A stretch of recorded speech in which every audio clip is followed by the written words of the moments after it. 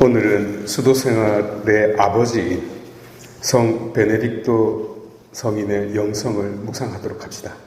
313년 콘스탄티누스 대제의 칙령이 제국 전체에 반포됨으로써 기독교 신앙은 기나긴 박해를 지나 비로소 승리의 월계관을 쓰게 되었습니다. 그러나 인간의 삶은 언제나 양면이 존재하고 역설이 현실이 되는 법. 신앙의 자유는 오히려 신앙을 갉아먹는 도구로 변질되기 시작했습니다. 신앙은 박해를 당하고 소수로 남을 때, 곧 손쉽게 얻을 수 있는 것이 아닐 때라야 그 본질을 잃지 않는 역설을 가지고 있습니다. 결국 기독교 신앙은 대접을 받았고 면제를 받았을 뿐만 아니라 귀족이 되고 특권이 되고 고통의 십자가는 귀걸이, 목걸이로 바뀌고 말았습니다. 이에 염증을 느끼기 시작한 사람들이 광야로, 사막으로 들어가기 시작했던 수도자들이었습니다. 신앙의 순수성과 본질을 되찾기 위해서 말입니다. 그런데 생각과는 달리 그 동기와는 별도로 또 다른 위험이 놓여 있었습니다. 그것은 바로 주관적인 믿음이었습니다. 원천으로부터 흘러나왔던 신앙이 개별화되어버리는 위험이 숨어 있었던 것이죠. 이 문제를 해결한 분이 바로 신학자가 아니면서 교부가 아니면서 삶으로 그리고 온 신앙으로 가장 큰 영향을 끼친 베네딕토 성이 되겠습니다. 480년 이탈리아 노르치아에서 태어났습니다. 로마로 유학을 갔는데 그곳은 또 하나의 소돔과 고모라였습니다. 그래서 엠피데라는 작은 산골 마을로 들어가죠.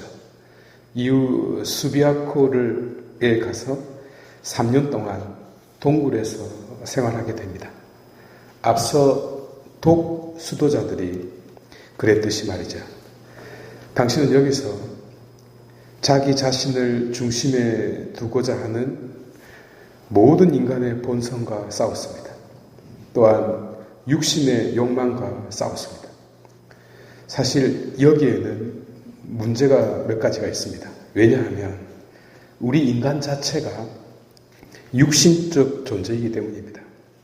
그래서 육신의 요구를 마지막까지 거절할 수 없습니다. 예컨대 안 먹으면 죽으니까요. 하여 육신과 싸웠다고 할 때의 의미는 최소한이라는 수식어가 앞에 들어갑니다. 수도자들은 말 그대로 극도의 고행을 실천했습니다. 성인은 욕망으로부터 비롯된 감정, 곧 보이는 것과 보이지 않는 마음의 경계선에 뿌려진 악마와 싸웠습니다. 그게 무엇일까요? 미움, 분노, 복수심, 교만. 결국 한 개체로서 발산될 수밖에 없고 동시에 결국에는 극복할 수 없는 그 인간의 내재된 본성과 싸울 수밖에 없었습니다. 이때 당신은 무엇을 깨달았을까요? 인간은 약하다라는 사실입니다. 인간은 인간적인 존재라는 사실입니다. 인간은 육신적인 한계를 지닌 존재라는 사실입니다. 따라서 이 육신적 존재의 끝자락에 가면 어떻게 될까요? 천사처럼 될까요? 아닙니다. 이게 정답입니다. 그래서 극도의 고행을 한다고 하여 목표를 이룰 수 없다는 것을 깨닫게 됩니다. 이는 붓다도 깨달은 바입니다. 많은 사람들이 붓다께서 엄청난 고행을 했다고 생각하는데요. 맞아요. 왜냐하면 그러면 깨달음을 얻는 줄 알고 했던 거죠. 그런데 아무리 해도 안 된다는 걸 알게 됐어요. 그래서 당신은 그걸 포기했어요. 하여 가학성이든 비학성이든 고통, 고행으로 인간이 완성되지 않습니다. 여러분 명확하게 기억하시길 바랍니다. 그리고 하느님이 이걸 좋아하지 않아요. 그런데 아직까지도 많은 사람들이 이를 대단한 신앙으로 생각하고 있죠. 하지도 못하면서. 그런 완성은 저 양산장에 가서 알아보시기 바랍니다. 그래서 수식어, 최소한이라는 수식어가 필요한 겁니다. 이 때문에 수도 생활에 분기점이 생기는데 그것이 공동 수도 생활이었습니다. 처음에는 마카리우스가 전하고 있듯 미사를 드릴 때 그리고 기도할 때 공동으로 주일날 한 자리씩 어떤씩 아침에 모여서 하고 난 다음에 나머지 일주일 동안은 동굴에서 생활하는 형태로 시작했습니다.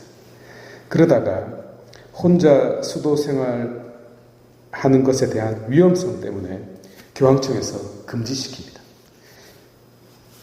동굴에서 열심히 수도 생활하는 사람하고 이렇게 이야기를 해보니까 그 사람이 알고 있는 그리스도는 이상한 그리스도인 거예요. 그래서 못하게 막았습니다. 바로 이 순간 베네딕토 성인이 등장한 겁니다. 베네딕토 수도생활의 규칙서가 제일 먼저 만들어진 이유도 되겠네요. 여기서 신앙적으로 중요한 본질 한 가지가 드러나는데 신앙이란 무엇인가? 라는 질문이 그것입니다. 잘 생각해 보십시오. 혼자 신앙생활을 하게 되면 각자가 중요하게 여기는 것이 각각이 되고 맙니다. 예컨대 어떤 사람은 고행이 중요한 것이다. 단식이 중요하다고 생각하겠고 어떤 사람은 성경이 중요하다고 하고 또 다른 사람은 미사가 중요하다 하고 또 다른 사람은 마음 수양이 중요하다. 선행이 중요하다. 기도가 중요하다. 일이 중요하다. 선교가 중요하다. 깨달음이 중요하다. 등등. 각각 우선순위가 달라지게 됩니다. 그래서 우선순위를 발견하게 된 것입니다. 각각 다른 곳을 쳐다보고 있는 사람들을 다 모아서 그들이 다 함께 바라보아야 할 곳을 다 함께 바라보는 것. 바로 이것이 수도생활의 공동 수도생활의 출발입니다. 여러분. 제일 중요한 목표이죠. 이것이 또한 미사의 본질이기도 합니다. 여러분들 주일날 다 함께 교회에 모이는 이유가 그것입니다. 우리가 바라보아야 할 것, 그리고 궁극적으로 저 멀리 바라보아야 할 것을 모두가 확인하는 것입니다. 이것이 얼마나 중요하느냐 하면 침묵을 그 간판으로 내걸고 있는 모든 시토의 수도회들과 그 아류 수도회들이 미사와 기도를 할 때만큼은 그 규칙이 자동 해제됩니다. 왜냐? 침묵 수도회인데 제일 중요한 그 침묵조차 다 함께 바라보아야 할 곳이라는 신앙의 궁극적인 본질 앞에서는 그 발언권을 상실하기 때문입니다. 이 프로젝트는 대단한 성공을 거두었습니다. 여기에는 예상치 못한 소득이 있었는데요. 인간이 약하기 때문에 동료가 필요하다는 점입니다. 공동수도 생활은 자동적으로 이 문제를 해결했고 동반자가 있음으로 인하여 자기 신앙을 더욱 확신할 수 있게 된 것입니다. 수많은 젊은이들이 이 매력에 빠져들었고 수도에는 점점점 커졌으며 온 사방으로 퍼져나가기 시작했습니다. 하여 예상치 못한 또 하나의 성과를 거두는데 그것은 바로 예수님한테 그렇게 죽도록 얻어터졌던 바리사이들과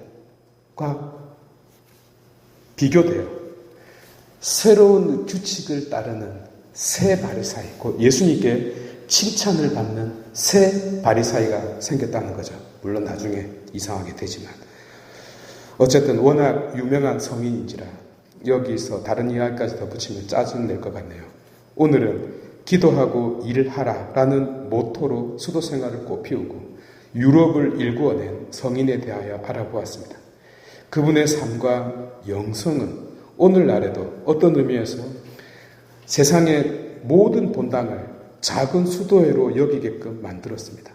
그리고 그 본당 안에 있는 모든 사람들을 형제로, 그리고 그 형제가 똑같은 평등한 존재로, 그리고 그들 한 사람 한 사람이 존엄성을 가진 자로, 곧 형제성과 평등과 인간의 존엄성이라는 방주에 모든 본당 공동체를 태웠다는 점입니다. 하여 우리 각자도 내가 중요하다고 생각하는 것과 교회 공동체가 공적으로 중요하다고 생각하는 것 사이에서 자신의 믿음을 수정해 나가는 것을 생각해 보면 좋겠습니다.